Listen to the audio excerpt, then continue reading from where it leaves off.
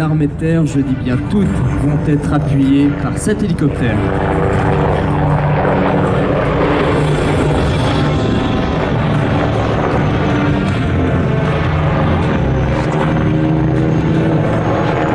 Et à l'occasion de ce wing-over, on s'aperçoit que cette machine est particulièrement maniable. Alors cet hélicoptère, on l'a équipé de 2 moteurs turboméca de 1285 chevaux chacun.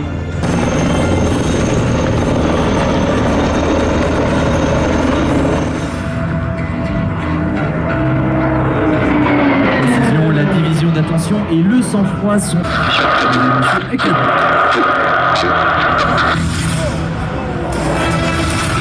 Et voilà, nous étions dans le cockpit, on a donc entendu Sloggy, le leader, annoncer l'éclatement 3, 2, 1, top.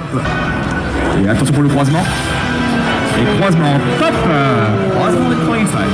Les deux PC-21 montent actuellement constructeurs d'avions concepteurs qui en a créé des milliers et des milliers.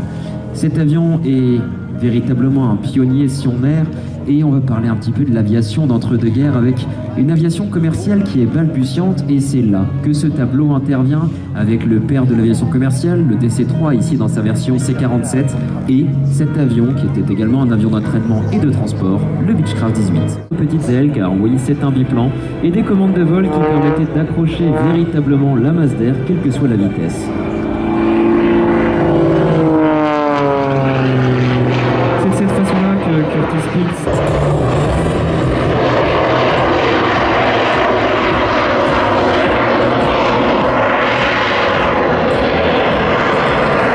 roulis qui est presque supérieur à 1,5 tonneau par seconde.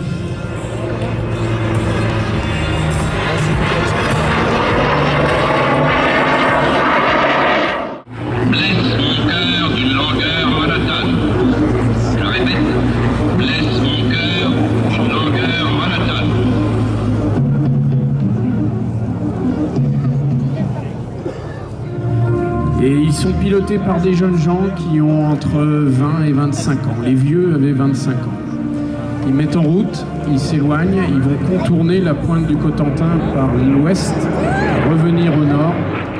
Lorsque les nuages s'amoncellent et que la guerre s'impose dans l'esprit des dirigeants politiques et militaires, les Américains, qui sont des gens extraordinairement pragmatiques, font l'inventaire des avions qu'ils ont disponibles. Qu'est-ce qu'il y a comme avion? Ils en choisissent un qui s'appelle le Curtiss Commando, le C-46.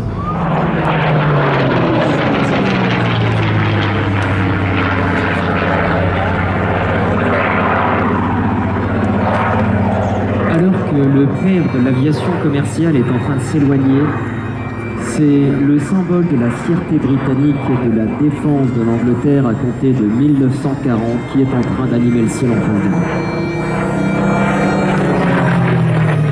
Sur du Mosquito, c'est évidemment le moteur de l'île. Sur harmonieuse, évidemment, il faut l'avoir travaillé préalablement. On les imagine facilement, ces élèves pilotes qui deviendraient des pilotes opérationnels lorsqu'ils sont au sol. L'avion n'est pas encore vivant. Ce qu'ils voient, eux, c'est le... Allez, le pilote nous salue depuis le canopy. Salut Brice.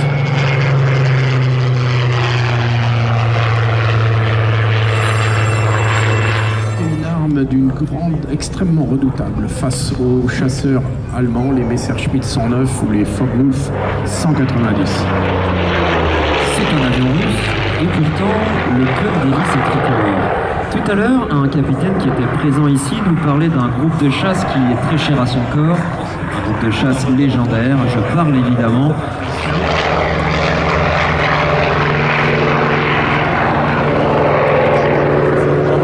Donc ce pilote de scène a refusé de sauter, il a accompagné son mécanicien dans la mort. La météo est globalement agréable et des P-40 patrouillent comme chaque jour, en patrouille serrée. Sous ces atolls d'un bleu azur, les pilotes sont à 1000 lieues de se douter qu'ils seront peut-être...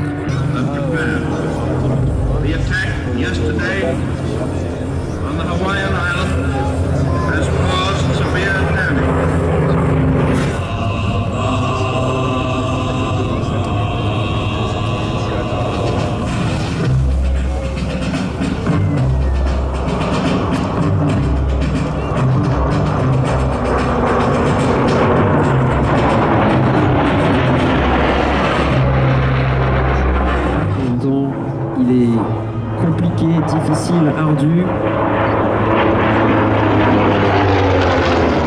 Qui décolle vers le nord, piste 01. Avion dont l'héritage de l'aviépoutre aurait été compliqué à prendre en compte pour le Vampire, justement.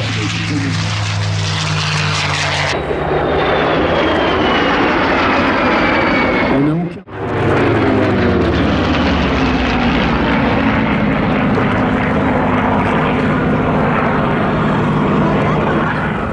Le leader, celui qui a la fumée sur chacun de ses moteurs, c'est le P-38.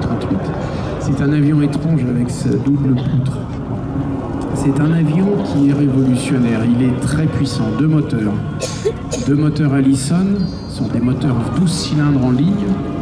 C'est l'équivalent en cylindrée d'une vingtaine d'Harley-Davidson quand même. Ces deux moteurs, eh bien, ils tractent un avion qui sert à tout. C'est un avion de supériorité aérienne, c'est un avion de chasse. Chassage de jour, chasse de nuit. C'est aussi un avion qui permet de faire des bombardements. C'est un avion, lorsqu'il arrive en Europe en 1943, qui commence à révolutionner, bien sûr, la chasse, mais surtout le bombardement. Parce que c'est un avion qui a de l'autonomie, il commence à aller assez loin. La formation des trois appareils s'est séparée. Aujourd'hui, c'est le Mustang. Le Mustang est devenu leader. Le Corsair le suit. Le Mustang est un avion assez extraordinaire. Finalement, on doit revenir avec lui. Justement, ce P-38, on disait qu'il avait été présent sur tous les conflits, sur tous les théâtres. Ça permettra de délivrer de l'armement de manière efficace et presque chirurgicale, à contrario de ces nouveaux chasseurs à réaction. Oui, ce fut le cas en particulier pendant la guerre du Vietnam. Vous vous souvenez de l'histoire, la France est présente en Indochine en 1954.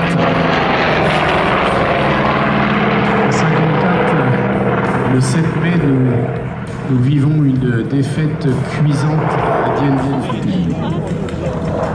Voilà, Donald Douglas avait imaginé des avions et l'un des plus beaux ou des plus rares, c'est précisément celui-ci.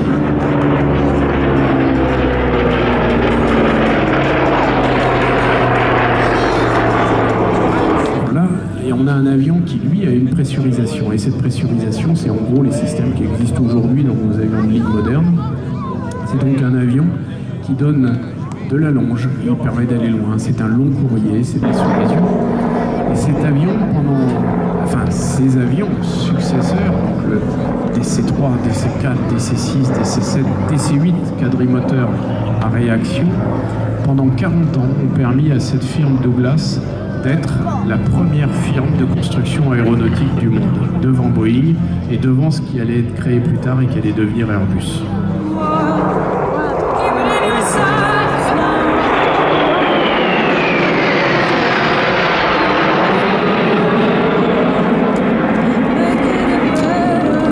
La voix que vous avez entendue est celle de Hugues Duval. Il était l'un des plus jeunes pilotes lâchés sur Fouga Magister à l'âge seulement de 18 ans. Plus là, de cette façon-là, on va essayer de préserver les avions.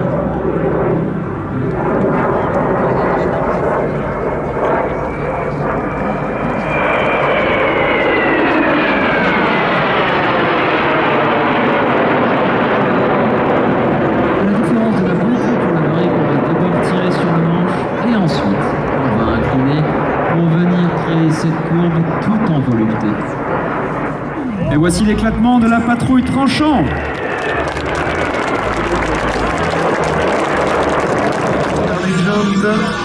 Sur votre droite, la 4M, Tactical Display.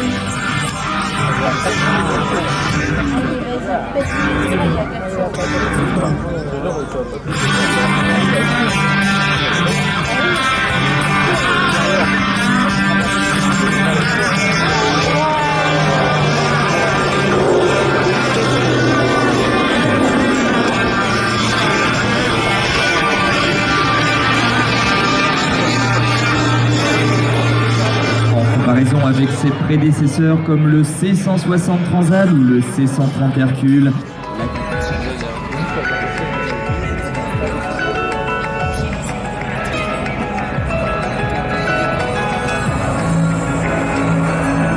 Et vous pouvez le saluer.